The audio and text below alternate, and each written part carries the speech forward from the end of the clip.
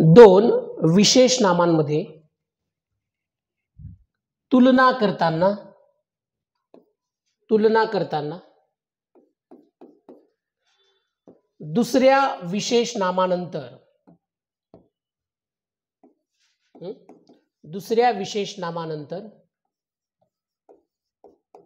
स्थळाचा उल्लेख नसेल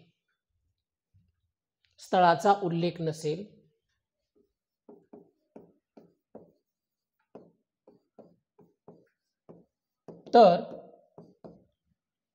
त्यापूर्वी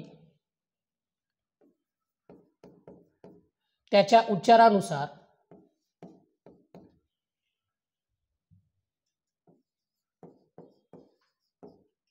अ किंवा ॲनचा उपयोग करावा.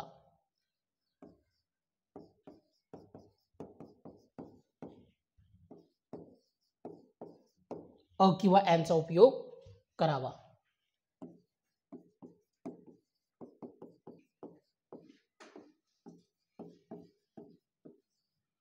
अशा वाक्यांमध्ये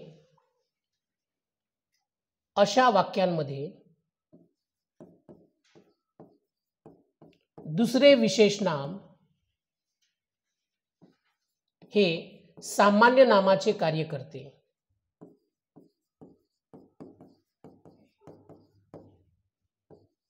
सामान्य नामाचे कार्य करते. बघा मी सामान्य नामाचे कार्य करते. सामान्य नामाचे कार्य करते. आता वर एक एक्झाम्पल तुम्हाला मी दिलं होतं. द एक्झाम्पल वॉज की रिकामी जागा Mumbai is a big city किंवा लंडन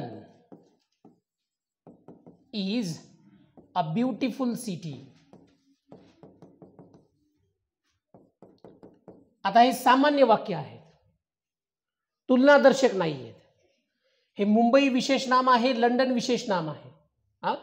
सामान्यपणे विशेष नामापूर्वी कोणतंही आर्टिकल वापरायचं नाही. अ किंवा ॲनचा उपयोग करायचा नाही, दचा पण उपयोग करायचा नाही, तिथं सरळ एक्स द्यायचं.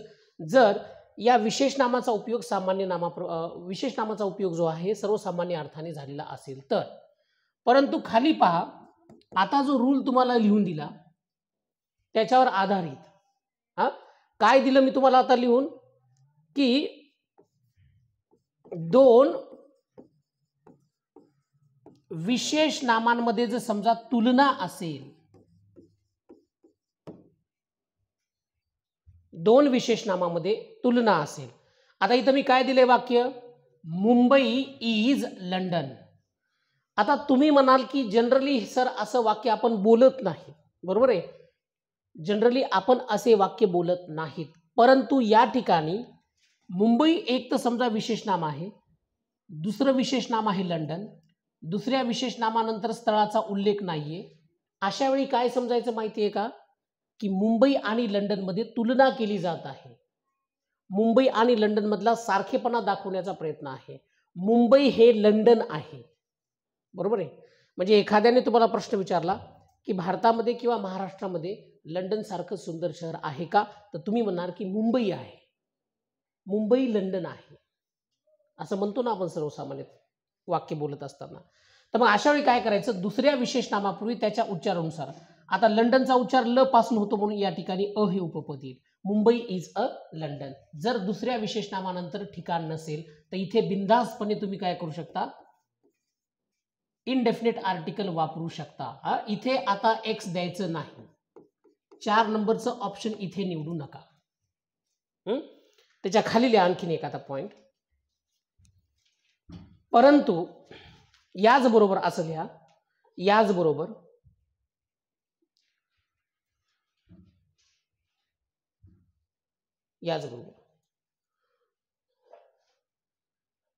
दुसऱ्या विशेष नामानंतर जर स्थळाचा उल्लेख असेल, स्थळाचा उल्लेख असेल तर त्यापूर्वी दचा उपयोग केला जातो. दचा उपयोग केला जातो.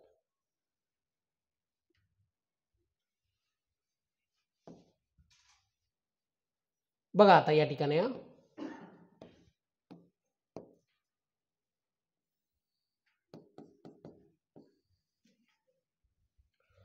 आता वर जे एक्झाम्पल दिलेलं आहे ते खाली पण देतो, परंतु त्यात बदल कसा करतो पहा की मुंबई इज रिकामी जागा, लंडन ऑफ इंडिया. वाक्य पहा हा की मुंबई जे आहे, मुंबई हा भारताचं लंडन आहे. आता तुम्हाला या ठिकाणी त्यांनी ऑप्शन दिले 4. अ येतं का, ॲन येतं का, द येतं का, एक्स येतं का. तर या ठिकाणी थांबा, लिहू नका. या ठिकाणी पॉइंट आपल्याला समजून घेणं गरजेचं आहे की एखाद्याने तुम्हाला प्रश्न विचारला की लंडन जे आहे इंग्लंडचं अत्यंत सुंदर शहर, तशा प्रकारचं भारताचं कोणतं शहर आहे. तर मग तुम्ही उत्तर देत आहात की आमची जी मुंबई आहे, मुंबई हेच भारताचं लंडन आहे. या ठिकाणी 2 विशेष नामामध्ये तुलना आहे, बरोबर आहे. तुलना करत असताना दुसऱ्या विशेष नामानंतर जर ठिकाण येत असेल तर मग काय करायचं, त्या दुसऱ्या विशेष नामापूर्वी द चा उपयोग करायचा. मग या ठिकाणी लंडन पूर्वी काय येणार सांगा, काय येणार, द येणार. Right. Mumbai is the London of India. जसं लोक म्हणतात की Parbhani is the Germany of India, म्हणजे जगात जर्मनी आणि भारतात परभणी, बरोबर आहे असं म्हणतात ना. अर्थात काहीही संबंध नाहीये, बरोबर आहे. फक्त यमक जुळतं परभणी आणि जर्मनी, त्या व्यतिरिक्त काहीच जुळत नाही. पण तरी पण तशी आपण तुलना करत असतो. किंवा तुम्ही असं म्हणू शकता की Kashmir is the Switzerland of India.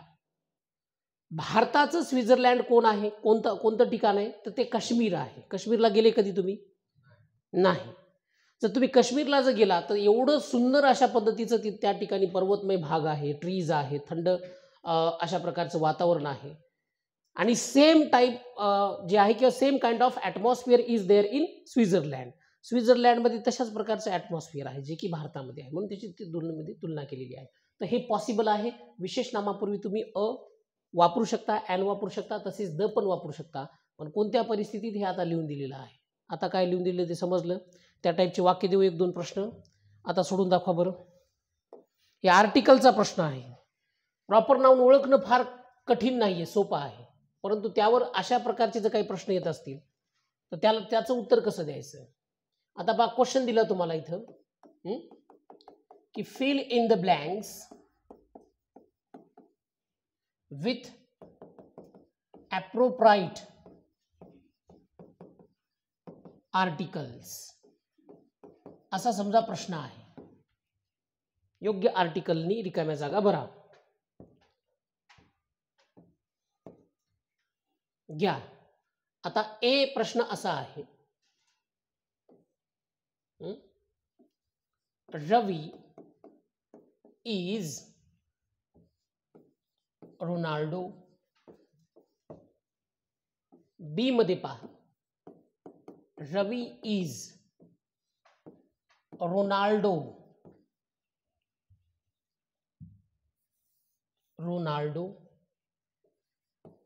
Of our school. 2 example पहा. सी मध्ये पहा, आय फॉलो रोनाल्डो.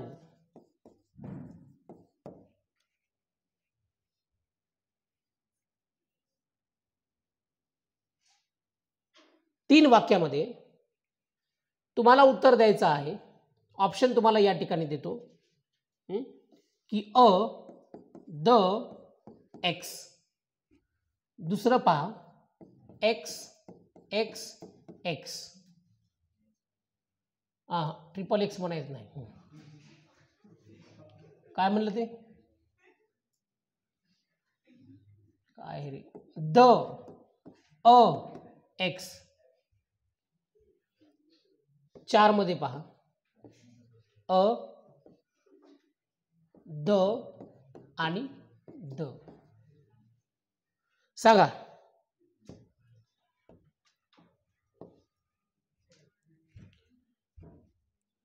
तुम्हाला सोपं करून दिलंय, ऑप्शन दिले इथे. Ravi is Ronaldo of our school आणि आय फॉलो रोनाल्डो.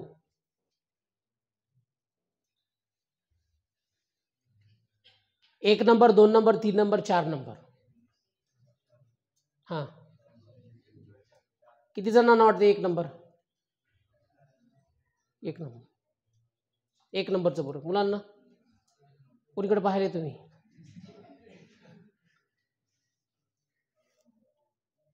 दोन नंबर.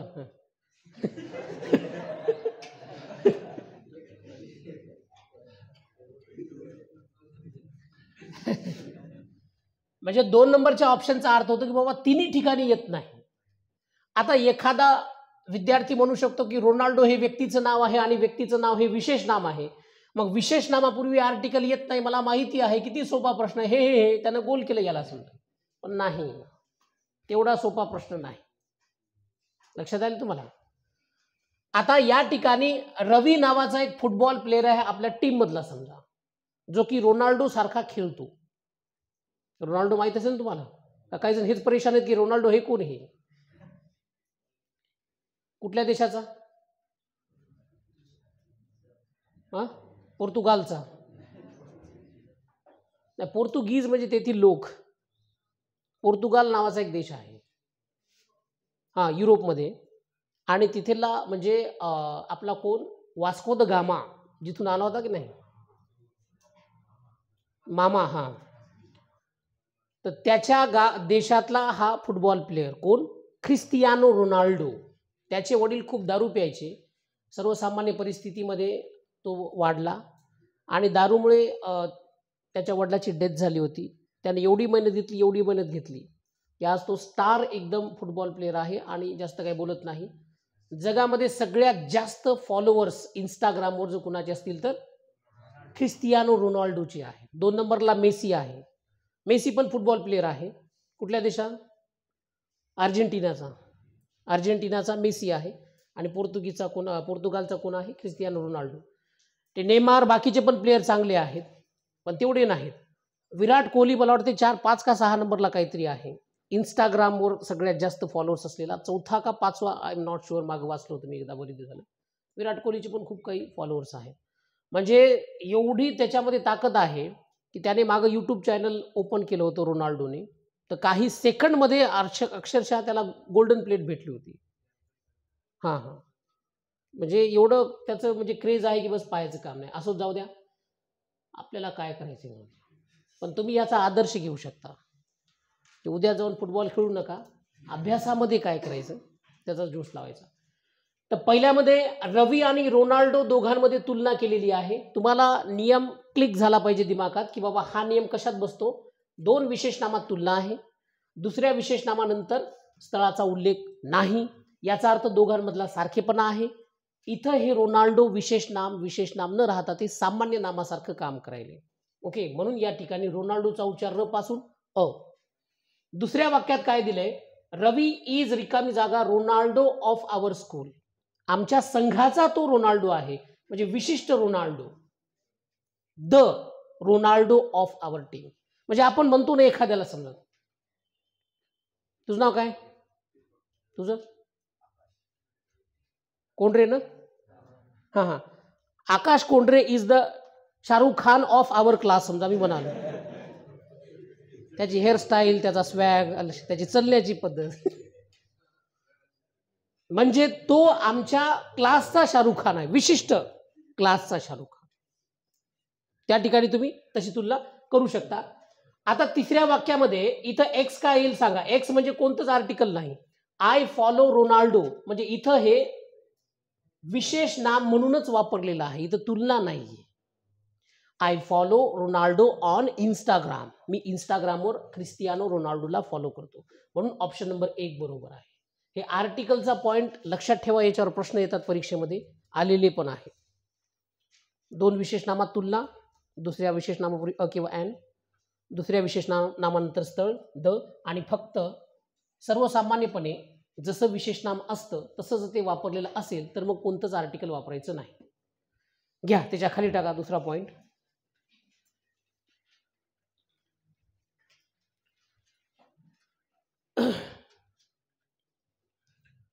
आडनावाचे अनेक वचन, आडनावाचे म्हणजे सरनेम,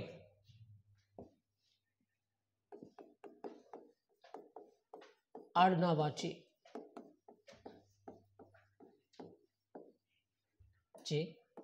अनेक वचन करताना त्यापूर्वी दचा उपयोग केल्यास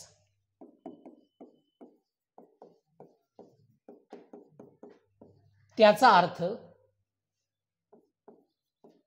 त्या कुटुंबातील सर्वजण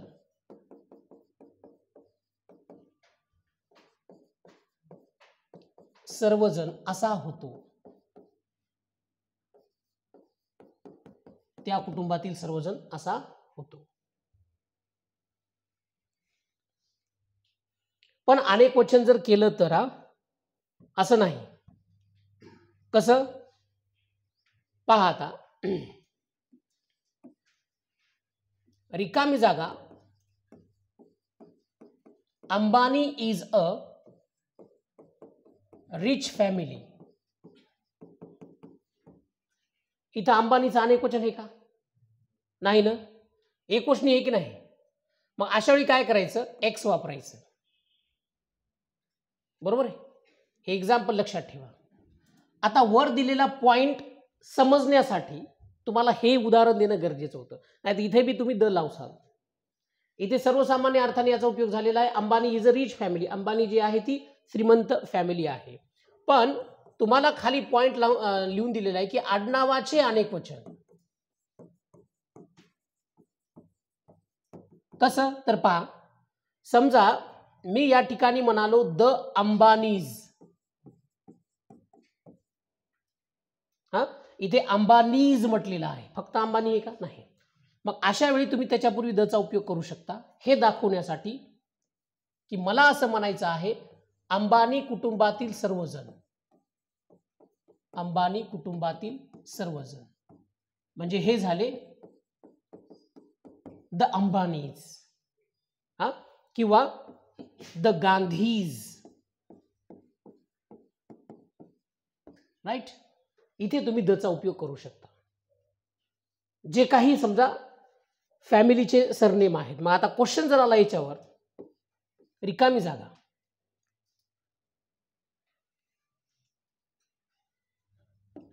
कपूर्स आर फिल्म स्टार्स. आता पहा option a and the X. काय येईल आता? द. Very good. म्हणजे काय म्हणायचं मला, कपूर घराण्यातील सर्वजण कोण आहेत? फिल्म स्टार्स आहे. म्हणजे शम्मी कपूर पासून काय, शशी कपूर असेल, अनिल कपूर असेल, करिश्मा कपूर असेल, करीना कपूर असेल, कापूर काय म्हणे, त्याच्यानंतर जे कपूर ठीक निघाले नाही, ते कापरासारखे भुसकून तसे म्हणजे ते तेवढे स्टार झाले नाहीत. कोणता कपूर आहे ना ते, कोणता, अर्जुन कपूर.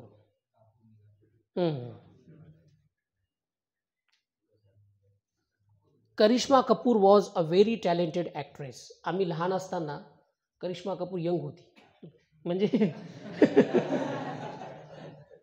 5वी 6वीला असताना हे सनी देओलचे जे काही मूवीज यायचे, जीत, काजल तुम सिर्फ मेरी हो, मैं तुम्हारे बगैर जिंदा नहीं रह सकता, म्हणजे तेव्हा हे आताचे जे आलेले आहेत सगळे स्टार किड्स आहेत किंवा आपल्या भाषेत लगेबाजी करून आलेली आहे, यांच्यामध्ये टॅलेंट नाही.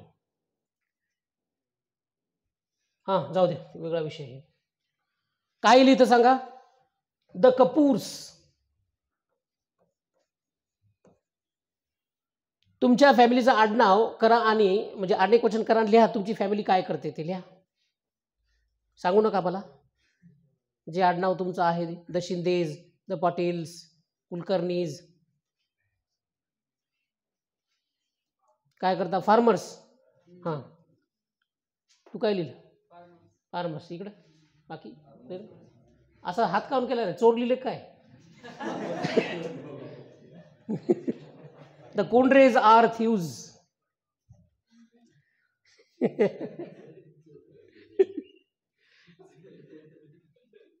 जाऊ दे रे बाबा, मनाला लावून घेशील.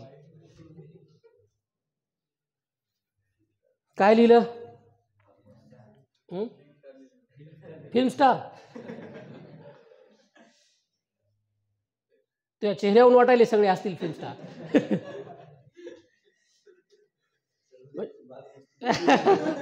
अरे नाही रे बाबा, बस असं बोलू बोलूच एक दोघं जर कटले ते सर्व. तुम्ही काही बोलायचे नाही. मी फक्त म्हणलं होतं की तुमचा व्यवसाय प्रोफेशन टाकून द्या, बाकी काय नाही सगळं.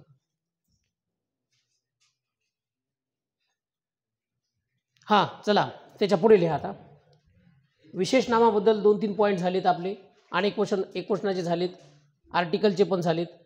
आता आपण तिसरा प्रकार पाहूयात. याच्यात महत्त्वाचं एवढं आपण पाहिलं. नंबर 3 लिहा.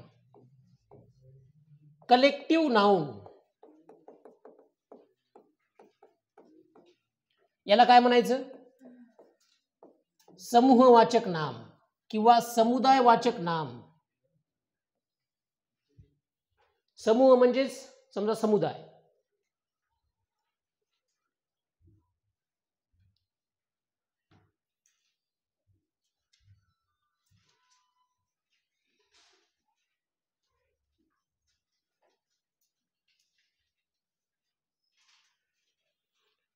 लिहा त्याच्या खाली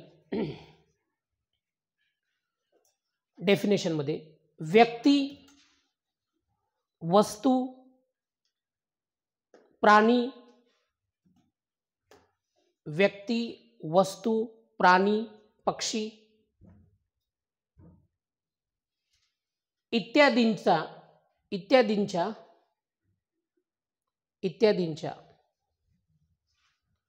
समूहाला दिलेल्या नावास. सोपी व्याख्या, जास्त किचकट नाही.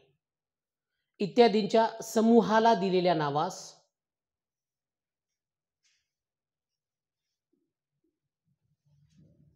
Collective noun.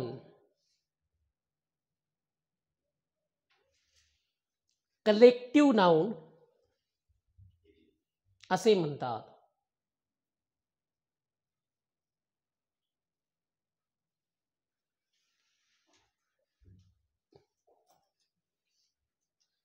म्हणजे काय म्हणू शकता इंग्लिशमध्ये? Collective noun is a noun that is given to a group of people or a group of animals, a group of birds. म्हणजे पक्ष्यांचा एक ग्रुप, ज्याला आपण थवा म्हणतो, एक ग्रुपच आहे ना त्यांचा. एक ते ग्रुपमध्ये ते उडायले समजा आकाशामध्ये, त्याला आपण फ्लॉक म्हणतो मराठीमध्ये, थवा. प्राण्यांचा एखादा ग्रुप समजा कळप मराठीमध्ये आपण म्हणतो, बरोबर नाही? त्याच्यानंतर व्यक्तींचे तर भरपूर ग्रुप आहेत, म्हणजे माणसांचे ग्रुप भरपूर आहेत. जसं की आता हा तुम्ही ग्रुपमध्ये इथे एकत्र आलेला आहात, एक समूह आहे तुमचा. तुम्हाला कोण्या एका शब्दाने बोललं जाईल? Just one word for you. Class. Right. समजा ग्राउंडवर 11 प्लेयर्स आहेत आणि त्यांना एकाच नावाने एकाच वर्डमध्ये बोलायचे, तर काय म्हणणार तुम्ही? टीम. बरोबर आहे. समजा चाव्या आहेत माझ्याकडे काही 4-5-10 अशा, काय म्हणणार? गुच्छ. म्हणजेच bunch, a bunch of keys, चाव्यांचा गुच्छ. कशाचा तरी समूह. समजा तुमच्या खिशामध्ये पैशा नोटा जास्त झाल्या समजा, एवढ्या. हां, मुद्दाम तुमच्याकडून ऐकायचं. बंडल म्हणतो आपण त्याला, बरोबर नाही? म्हणजे तो नोटांचा समूह आहे. काढायला काय?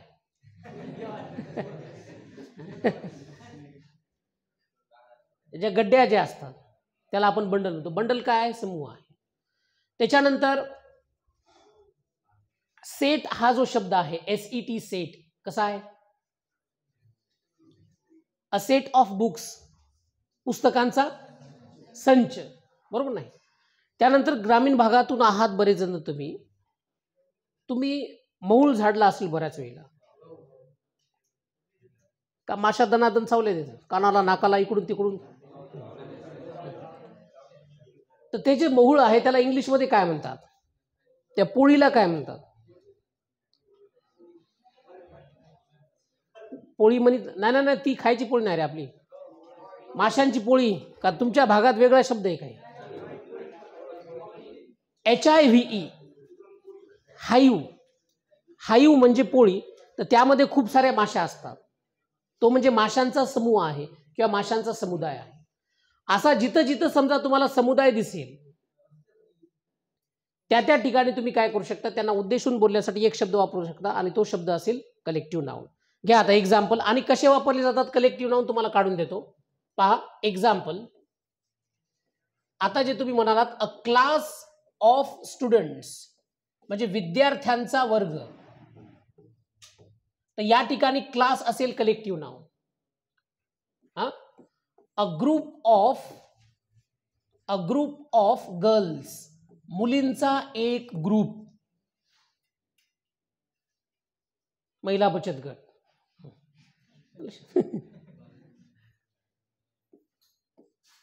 त्यानंतर पहा अ सेट ऑफ बुक्स, पुस्तकांचा संच. किंवा अन आर्मी, आर्मी पण काय आहे? समुदायवाचक नाम आहे. आर्मी ऑफ कशाची? सोल्जर्स, सैन्य दल.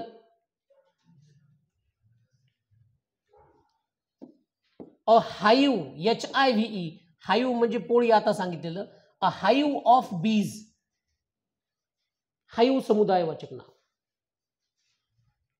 अ बंच ऑफ कीज,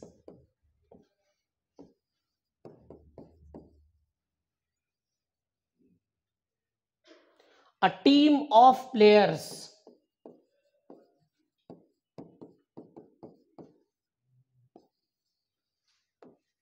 परीक्षा एकदा आलं होतं पहा की बँड जे आहे कोणत्या टाईपचं नाम आहे?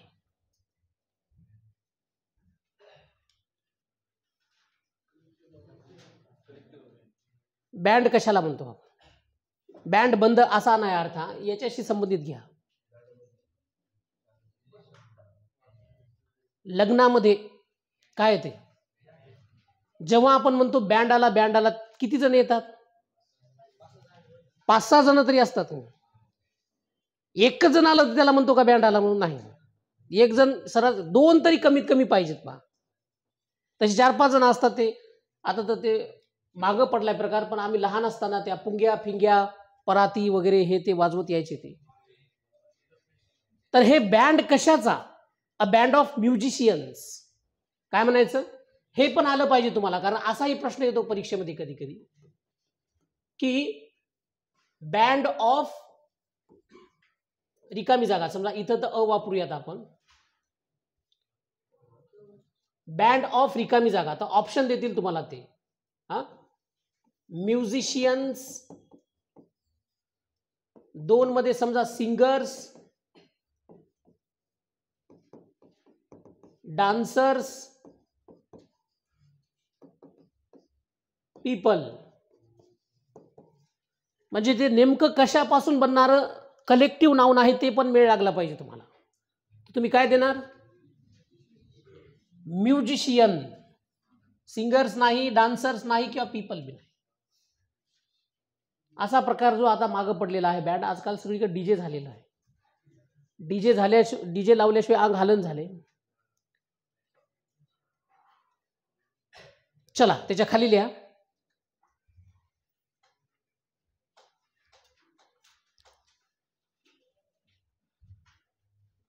कलेक्टिव्ह नाउन पूर्वी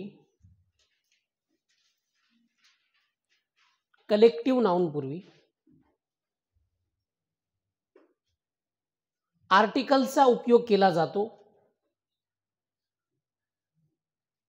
आर्टिकल्स चा उपयोग केला जातो. तसेच यांचे अनेक वचन सुद्धा केले जाते. यांचे अनेक वचन सुद्धा केले जाते.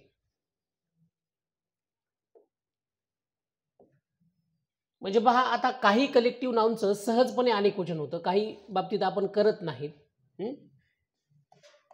परंतु जे काही कलेक्टिव्ह नाउन आहेत, उदाहरणार्थ क्लास हे कलेक्टिव्ह नाउन आहे की नाही, तर याचं अनेक वचन सहजपणे तुम्ही क्लासेस असं करू शकता की नाही, केलं जातं, बरोबर नाही. किंवा टीम हे कलेक्टिव्ह नाउन आहे, तर अनेक वचन काय होतं, टीम्स. कमिटी, कमिटीज, 2-4 कमिटीज आलेल्या आहेत. कमिट्या म्हणायचं नाही. जसं की डायरीचं अनेक वचन डायरीज करायचं, डायरिया म्हणायचं नाही, पॉलिसिया म्हणायचं नाही. म्हणजे आपण काय करतो, त्याचं अनेक वचन नाही आलं की सरळ त्याला काय करतो, शेवटचा शब्द असा वाकडा करायचा आणि बोलायचं. पॉलिसिया, सिटिया, सिटीज, डायरी, डायरीज असा तुम्ही त्याचा उच्चार केला पाहिजे. जसं कमिटीचं कमिटीज होतं. तर याचं अनेक वचन तुम्ही करू शकता. जसं मी आता तुम्हाला सांगितलं की क्लासचं क्लासेस आणि टीमचं टीम्स. परंतु यांच्या संदर्भात एक महत्त्वपूर्ण पॉइंट आहे. कोणता, तो घ्या लिहून खाली. असं लिहा,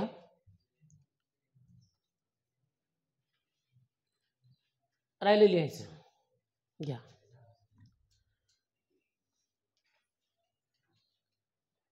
समूहवाचक नामानंतर येणारे सहाय्यकारी क्रियापद,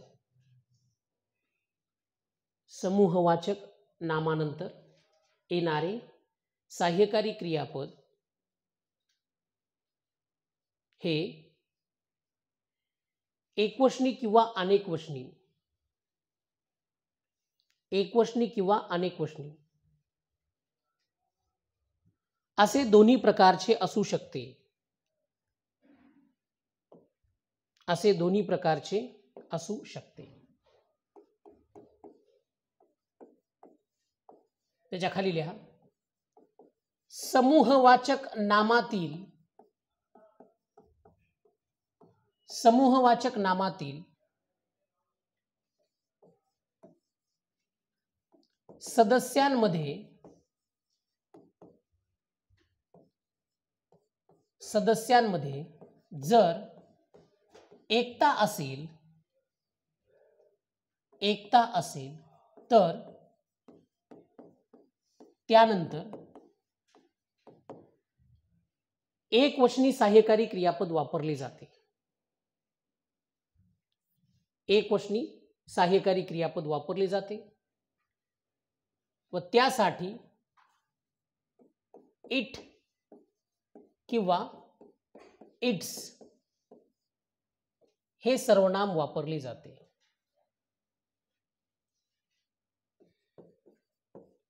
इट किंवा इट्स हे सर्वनाम वापरले जाते.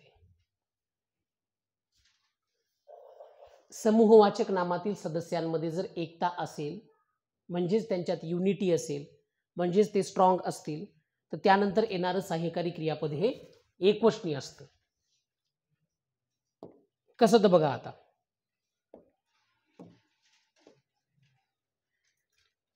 पहिलं वाक्य, द कमिटी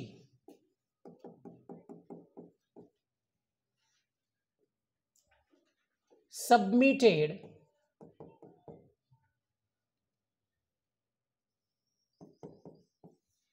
its report.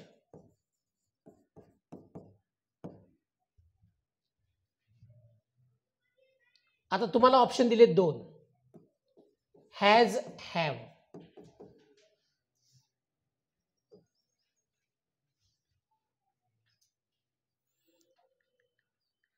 बघा आता कमिटी हे जे समूहवाचक नाम आहे, त्यातील सदस्यांमध्ये तुम्हाला एकता दिसते का मतभिन्नता दिसते? कशावरून? पहा, इकडे लक्ष द्या. द कमिटी म्हणजे काय? समिती आहे एक. 7 जणांची 11 जणांची ऑड नंबरची एक समिती फॉर्म करण्यात आली. त्यांच्यावर एक जबाबदारी दिली की तुम्ही एक रिपोर्ट द्या आणि तुमच्या सगळ्या सदस्यांमध्ये एकता दिसली पाहिजे. तर ठीक आहे, कमिटीने काय केला की आपला रिपोर्ट दाखल केला. इट्स आलं याचा अर्थ या सदस्यांमध्ये एकता आहे आणि जर एकता असेल तर तिथं सहाय्यकारी क्रियापद घ्यायचं हॅज. म्हणजेच एक गोष्टी, मग ते इज येऊ, हॅज येऊ का वॉज येऊ. परंतु आता यामध्ये आणखीन एक पॉइंट आहे. तो पॉइंट कोणता आहे पहा. परंतु समूहवाचक नामातील सदस्यांमध्ये एकता नसेल तर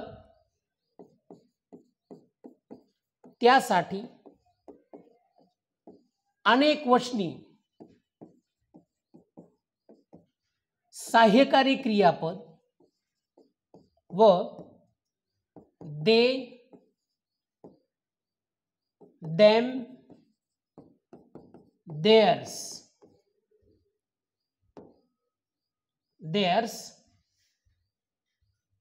ही प्रोनाउन्स वापरली जातात. केव्हा? जर if they are not united, means if there is no unity in that collective noun. त्या समूहवाचक नामामध्ये युनिटीच नाही. समजा असं होतं. 99% अनेक विचाराचे लोक एकत्र आल्यानंतर त्यांचं एकमत होत नाही, त्यांच्यामध्ये वाद होतात, भांडणं होतात, मग नंतर कॉम्प्रोमाइज केलं जातं. आता सेम एक्झाम्पल मी खाली देतो तुम्हाला, म्हणजेच कमिटीचं समजायला सोपं होईल. या पद्धतीने घ्या. आता the committee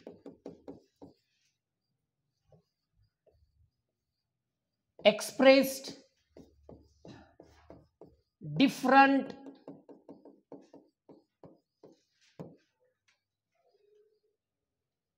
views in their report. पाहत आहे इथे परत मी तुम्हाला दोन सहाय्यकारी क्रियापद देतो, हॅज की हॅव.